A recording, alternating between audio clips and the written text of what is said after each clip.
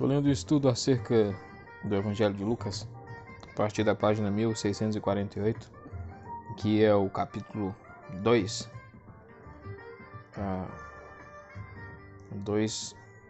o dia do nascimento. Não sabemos a época do ano. 25 de dezembro foi escolhido para marcar uma festa cristã, como alternativa a uma festa pagã do sol no solstício de inverno. Balme Forte, página 128. Diz que nada pode ser concluído da narrativa acerca da época do ano. Browning, no entanto, página 45, diz que as ovelhas eram mantidas fora nos pastos da Judéia entre março e novembro.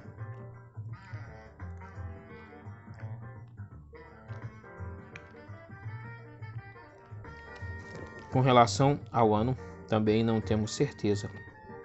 Um término Zadkiel é fornecido pela morte de Herodes em 4 d.C. 6. Os anjos, 2 do 8 ao 20. Entre mentes, pastores que cuidavam dos seus rebanhos nos pastos, não longe dali, ouvem de um visitante angelical a notícia de que nasceu o Messias. Eles se apressam em prestar sua homenagem, tendo ouvido a confirmação da mensagem por um grupo das hostes angelicais. Depois de verem o bebê, anunciam as grandes boas novas. Versículo 14. E paz na terra aos homens, aos quais ele concede o seu favor. O significado exato desse versículo tem sido muito debatido. A formulação da ARC, boa vontade para com os homens, depende de uma variante eudoquia, no grego eudoquia, nominativo, que textualmente não é tão bem fundamentada quanto eudoquias, genitivo, de boa vontade. Assim, a homens de boa vontade é preferível a boa vontade entre os homens. Mas quem são esses homens de boa vontade? O aspecto importante é que o uso no Novo Testamento indica que a boa vontade se origina em Deus e não nos homens. Os recipientes e objetos de sua boa vontade são homens aos quais ele concede seu favor. Versículo 15 e 17, observe o interesse missionário de Lucas na difusão do Evangelho, isso que aconteceu e que o Senhor nos deu a conhecer. Versículo 15. Versículo 17, contaram a todos. A presença de Deus foi manifestada a um grupo de homens simples. Eles viram a glória dele brilhando em torno deles, como Moisés tinha visto, a sua glória queimando na sarça ardente. E eles receberam, como Moisés tinha recebido, uma mensagem a proclamar. 7. A circuncisão e a apresentação, 21 a 39. José e Maria se esforçam para cumprir as exigências da lei. A circuncisão aparentemente em Belém e a purificação para a qual tem de viajar ao templo em Jerusalém. Aqui são saudados por duas pessoas extraordinárias, os idosos e devotos Simeão e Ana, que fazem declarações proféticas acerca da criança. Versículo 21, completando-se os 8 dias para a circuncisão do menino, a lei mosaica estabelecia, Levíticos 12:3, que os meninos deveriam ser circuncidados no 8º dia após o nascimento. Lucas não diz nada acerca do significado doutrinário do ritual, mas como tinha ocorrido o caso de João, isso tornou-se a ocasião de obedecer publicamente a Deus na designação do nome que ele havia indicado. Versículo 22 a 24, o tempo da purificação. Além da circuncisão, Levíticos 12, do 4 ao 8, prescrevia o ritual de purificação 33 dias depois. A característica central era o sacrifício de um cordeiro. Êxodos 13:2, citado aqui no versículo 23. Ou se isso estava além das condições dos pais, podia-se oferecer um par de pombas como substituto, que isso foi o que José ofereceu, versículo 24. É mais uma evidência das condições precárias da família. Versículo 25, havia em Jerusalém um homem chamado Simeão, Tudo o que sabemos de Simeão é o que Lucas nos conta aqui. Ele era justo no que tocava à lei e devoto na forma de viver a religião. Seu coração estava voltado para as esperanças messiânicas e o Espírito Santo estava sobre ele. Ele já havia recebido a promessa de que viveria até a vinda do Messias. Aqui ele está consciente de que a hora do cumprimento havia chegado. Simeão e Ana dão evidência de que, na última década antes de Cristo, ainda havia na nação judaica homens e mulheres da mais elevada tradição do Antigo Testamento. Versículo 39 e 32, Nunc dimittis. O velho homem se compara a um escravo cuja tarefa tem sido sondar o horizonte na expectativa do tão esperado visitante. Agora ele relata ao seu senhor, o termo grego é a nossa palavra déspota, que a sua esperança se cumpriu e reivindica o privilégio, tendo cumprido seu turno de retirar do seu posto.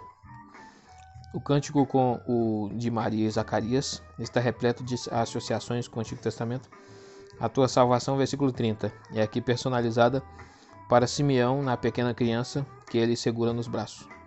A simples presença no mundo desse bebê de Belém, muito antes que o seu ministério público pudesse ser cumprido por meio de palavras e atos, foi reconhecida como a manifestação da ação divina de salvação. Stonehouse, página 54. Essa salvação colocada no contexto da expectativa da profecia do Antigo Testamento seria universal, luz para a revelação aos gentios, como também para a glória de Israel, teu povo. Versículo 34 e 35, as palavras de Simeão a Maria. O profeta se dirige então à mãe do bebê, contando-lhe que a honra que possuía traria consigo também sofrimento, uma advertência de cuja veracidade ela já tinha consciência e uma indicação da forma em que a salvação seria cumprida. Versículo 36, estava ali a profetisa Ana, filha de Fanuel. Ana ocupa uma posição na narrativa correspondente à de Simeão, mas enquanto as exatas palavras dele são registradas, no caso dela só é registrado o fato de que ela era profetisa da tribo de Aser. Alguns membros, ao menos das 10 tribos, não tinham se perdido. Era muito idosa. A questão da idade de Ana é um tanto obscura.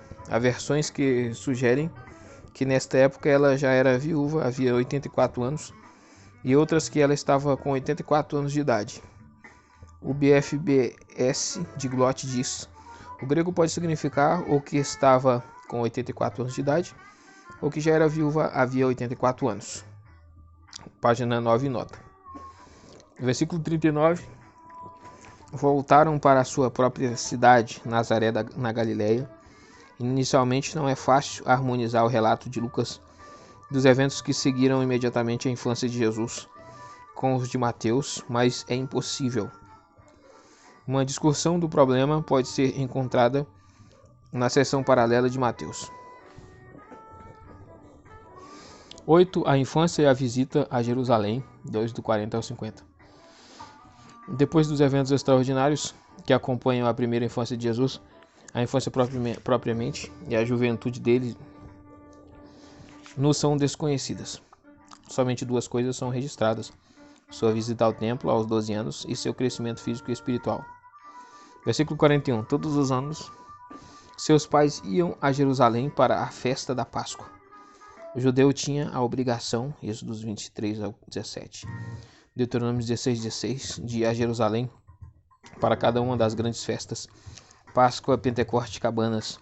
Mas parece claro que, na época do século I, até para os judeus que moravam na Palestina, o costume tinha sido reduzido a uma viagem anual. Versículo 42. 12 anos de idade, o menino judeu se tornava um filho da aliança aos 13 anos. De acordo com E. Shea, The Life and Times of Jesus the Messiah, 1883 e 235, e nota: a idade legal era antecipada em 1 ou até 2 anos com respeito à visita ao templo. Jesus simplesmente acompanhou Maria e José. versículo 46 e 47, depois de terem perdido Jesus de vista temporariamente, ele foi encontrado no templo, empenhado em fazer perguntas acerca da lei aos escribas ali reunidos.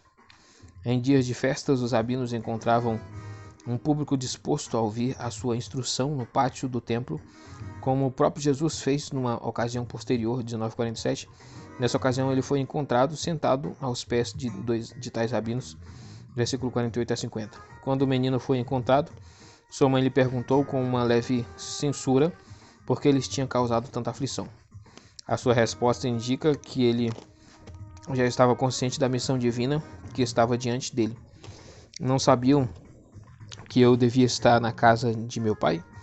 Ele era o filho do pai, comenta J.N. Darby, embora se submetendo ao tempo de Deus para mostrá-lo. 9. Os anos de silêncio, 2:51 a 52. Depois dessa extraordinária revelação de vigilância intelectual e percepção espiritual em uma idade tão precoce, um véu é colocado novamente sobre a vida do Nosso Senhor na sua família em Nazaré até o início do seu ministério público, 18 anos mais tarde. Versículo 52, o resumo geral do versículo 40 é repetido.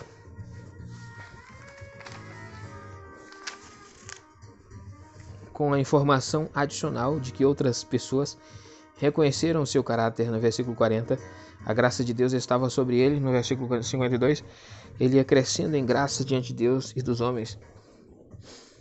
3. Ação preparatória 3:1 a 4:3. Com o capítulo 3 começa a narrativa do ministério de Jesus, no ponto em que Marcos começa o seu evangelho, a pregação de João Batista e o batismo do Nosso Senhor. Primeiro, o ministério de João, 3:1 ao 20. Num ponto particularmente bem determinado da história, João choca seus contemporâneos com sua pregação, cheia de fogo e da fidelidade dos oráculos dos profetas do Antigo Testamento.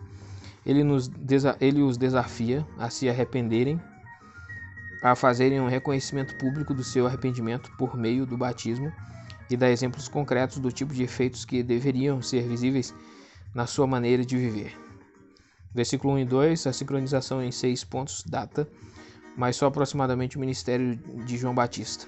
Vê artigo Pano de Fundo Histórico e Político, página 1043. Versículo 3 ao 20. Lucas tem um relato mais abrangente do ministério de João encontrado nos evangelhos sinóticos. Vê comentário de Marcos 1, 2 a 8. Marcos faz citações de Malaquias 3:1 e Isaías 40:3. E então mostra que João, vestido de roupas parecidas com as de Elias, 2 Reis 1:8, batizava no deserto, que pregava um batismo de arrependimento para o perdão dos pecados, e predisse a vinda daquele que era muito maior do que ele. Mateus 3, do 13 ao 12, omite a citação de Malaquias. Ele a inclui mais tarde, Mateus 11:10, mas acrescenta uma nota de urgência na fala de João. O reino dos céus está próximo, 3:2. Ele também registra mais detalhes do que Marcos acerca das advertências de João aos seus ouvintes. Letra A, tratando-os como raça de víboras, ele lhes recomenda com insistência que, se querem escapar do juízo vindouro, o arrependimento evidenciado pela conduta transformada vai ter mais utilidade do que o mero fato de sua posição privilegiada como filhos de Abraão, membros do povo escolhido de Deus. Em Mateus 3:7, são os fariseus e saduceus que são tratados assim. Letra B, essa mensagem profética demandando justiça pessoal é reforçada por uma nota apocalíptica de urgência. O tempo é curto, o machado já está posto à raiz das árvores, Mateus 3:10 e Lucas 3:9.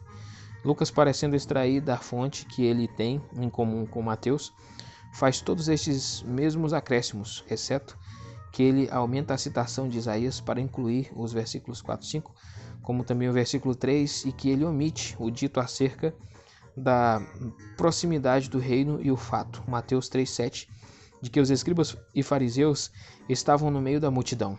Por outro lado, ele acrescenta um trecho interessante que não se encontra em Mateus ou Marcos, registrando as sugestões práticas de João para a implementação do arrependimento genuíno.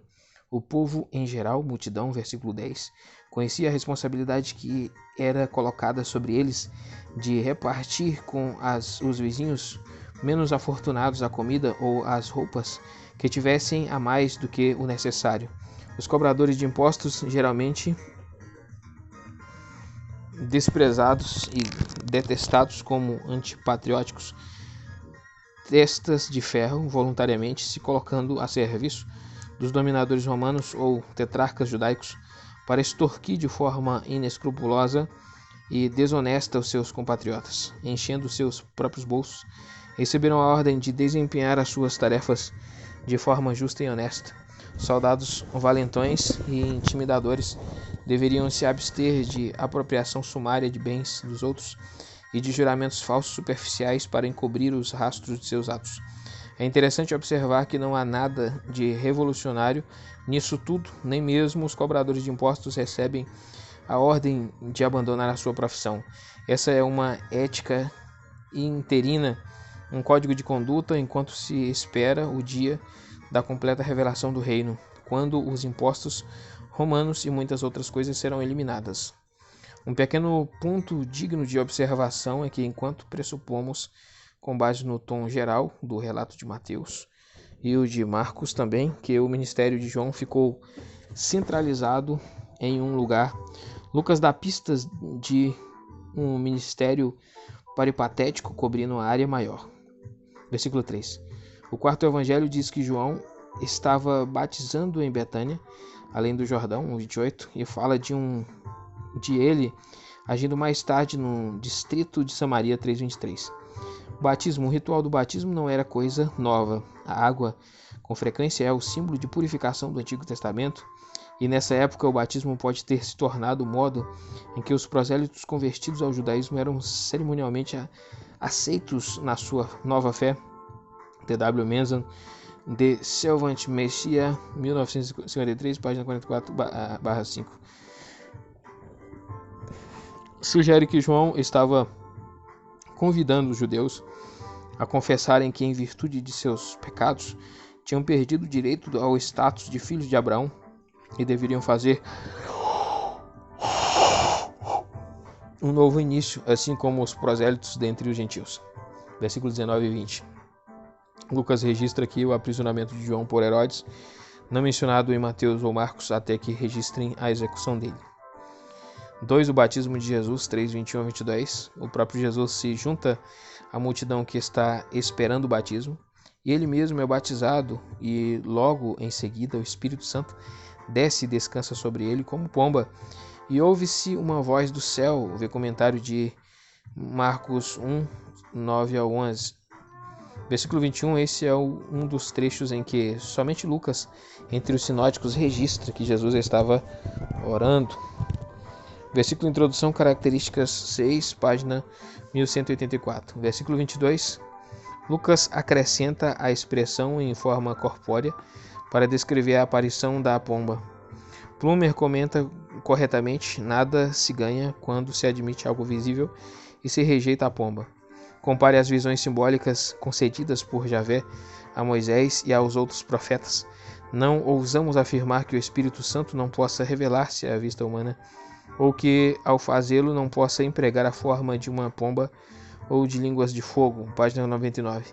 Além disso, é compreensível que o Espírito Santo se manifestasse na forma de uma pomba. Isso está em concordância com todo o testemunho das Escrituras acerca dele. 3. A genealogia de Jesus, 3:23-38. As diferenças entre as duas genealogias do Nosso Senhor dadas nos Evangelhos geram uma série de questões importantes. Vê comentário de Mateus 1, do 2-17. 4. A tentação, 4, do 1 ao 13. A experiência do batismo, que confirma a missão e a posição de Messias de Jesus, é seguida imediatamente pela experiência da tentação no deserto. Impelido ao deserto pelo Espírito Santo por um período considerável, ali ele jejua e luta contra as sugestões de Satanás. Letra A. de usar o seu poder sobrenatural para a satisfação de suas necessidades puramente materiais ao transformar pedras em pão. Letra B, de conquistar o coração dos homens por meio de concessões ao fazer um acordo com o adversário. Letra C, de testar o poder e a disposição de Deus para protegê-lo ao se envolver numa escapada insensata e refletida, mergulhando da parte mais alta do templo. Ao ser confrontado com as palavras das Escrituras, Satanás desiste da disputa por um tempo e se retira. Alguns estudiosos veem nas três tentações uma referência a opiniões públicas contemporâneas. A primeira tentação é comparada à política dos herodianos, que tentavam manter o povo tranquilo com doações de comida, panem et circenses. Os aristocratas saduceus estavam dispostos a cooperar com as autoridades romanas para firmarem a sua própria posição. Os fariseus fixavam as suas esperanças pelo cumprimento das suas aspirações nacionalistas em uma intervenção miraculosa do próprio Deus. Marcos conta a história de forma muito abreviada, sem detalhar as três formas específicas que a tentação assumiu. A sua descrição introdutória da aprovação é mais intensa do que a de Mateus ou Lucas. Logo após o Espírito o impeliu ao deserto. Mateus e Lucas usam um verbo mais suave, foi levado. Tanto Mateus quanto Lucas dão um relato detalhado das tentações em si, mas em ordem diferente. A segunda e a terceira de Mateus são a terceira e a segunda de Lucas, respectivamente. Isso não precisa ser considerado uma contradição. É uma intensa experiência espiritual que está sendo descrita durante mais de 6 semanas e é razoável supor que essas 3 linhas de ataque tenham sido adotadas e intensificadas durante todo o período. Além disso, enquanto Mateus 4:2 sugerem que as tentações seguiram o jejum, Marcos e Lucas dão a impressão de que jejum e tentação foram simultâneos. O que é importante observar é como, após as energias físicas de Nosso Senhor terem sido drenadas completamente por seu jejum e pela batalha espiritual, Satanás sugeriu caminhos mais fáceis de conseguir o coração dos homens, de conquistar, Satanás sugeriu caminhos mais fáceis de conquistar o coração dos homens e de cumprir sua missão do que o caminho da cruz que estava diante dele. De onde os discípulos e os autores dos evangelhos extraíram o seu conhecimento dessa experiência? Evidentemente, como parece, do próprio Senhor. Após o batismo,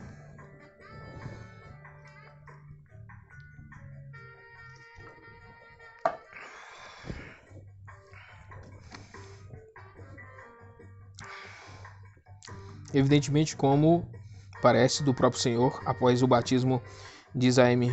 Hunter, The Work and Works of Jesus, 1950, página 38. Segue como algo apropriado psicologicamente a tentação.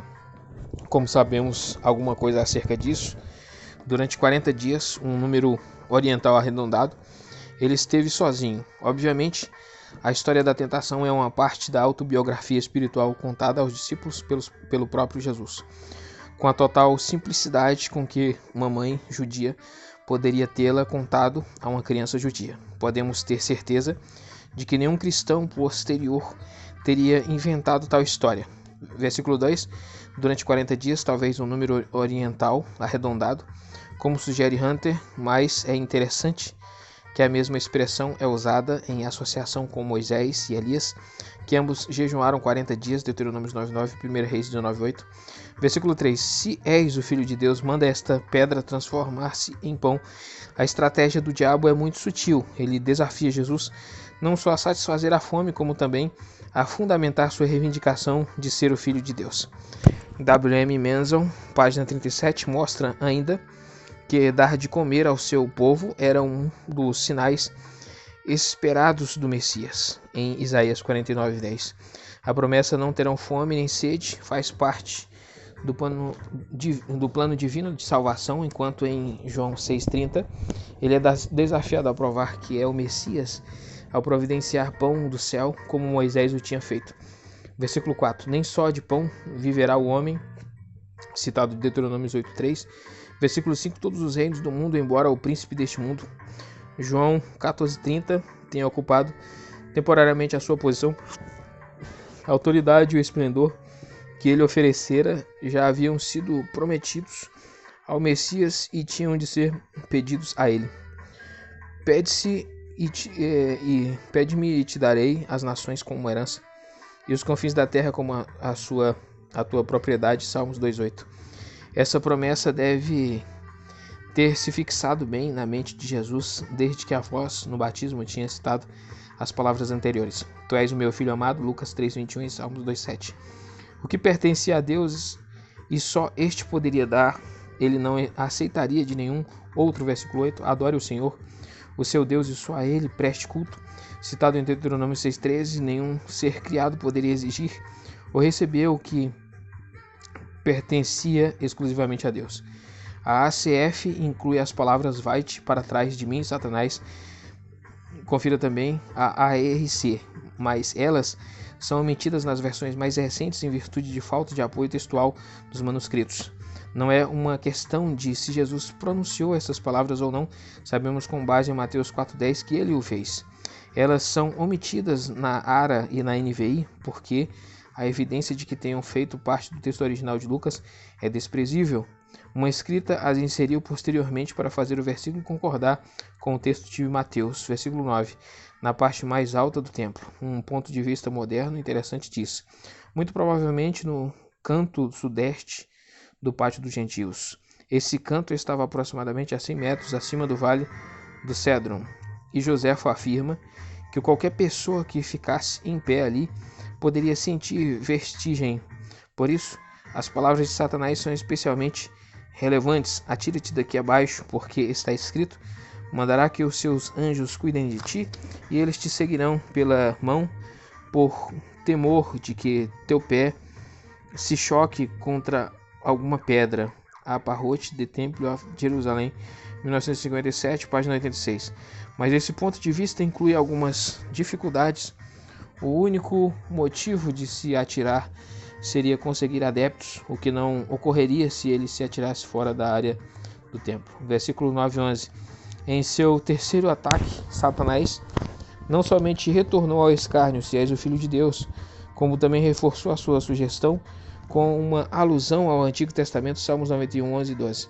Mas é interessante observar que ele omite de sua citação as palavras em todos os seus caminhos, assim mudando uma regra geral de vida para uma oportunidade específica, e isso claramente contra a vontade de Deus.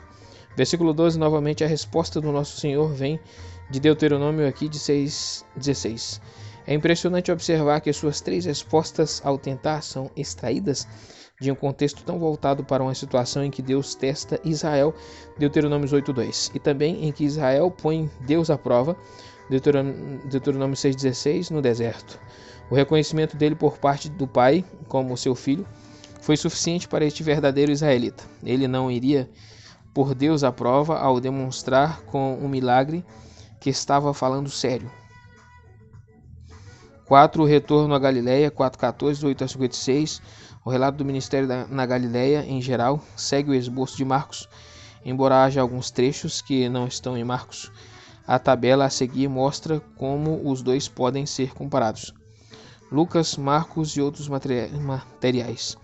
4:14-30, Marcos 6, do 1 ao 6, omite os detalhes do culto na sinagoga e coloca rejeição em Nazaré, no período posterior ao de Lucas. 4:31 a 6:19, Marcos 1:21 a 3:19, mas Marcos omite a história da pesca miraculosa em Lucas 5, do 1 ao 11.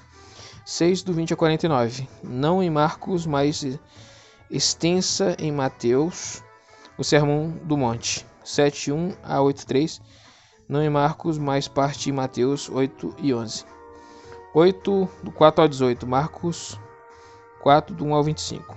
8, 19 a 56, Marcos 3, 31 a 35 e 4, 35 ao 5:43. Em resumo, o conteúdo de Lucas 4:14, 8:56, 4:14 a 8:56 se divide em 4 partes. Ausente em Marcos, letra A, 4:14 ao 30, C, 6:20 a 8:3, essencialmente presente em Marcos, letra B, 4:31 a 6:19 e letra D, 8, do 4 a 56. Lucas omite um trecho longo de Marcos depois da multiplicação de pães para os 5.000, Marcos 6:45 a 8:26, de modo que o terceiro evangelho não inclui o fato de Jesus ter andado sobre a água. O trecho anti-fariseus, muito importante, da profanação em Marcos 7:1 a 23, e a história da mulher cirofenícia. Os estudiosos têm discutido em muitos detalhes essa omissão. Alguns viram razões de Lucas ter preferido não incluir alguns ou todos esses trechos, outros, mais improvavelmente, talvez, pensam que a fonte de Lucas era uma cópia deteriorada de Marcos, na qual estava faltando essa parte. Se, por outro lado, o ponto de vista de Streeter, segundo o qual o material de Marcos foi acrescentado ao proto-Lucas, via artigo Evangelho Quádruplo, página 1872, por correto, Lucas saberia quanto de Marcos ele podia usar e ainda assim fazer o seu evangelho caber no rolo padrão de papiro.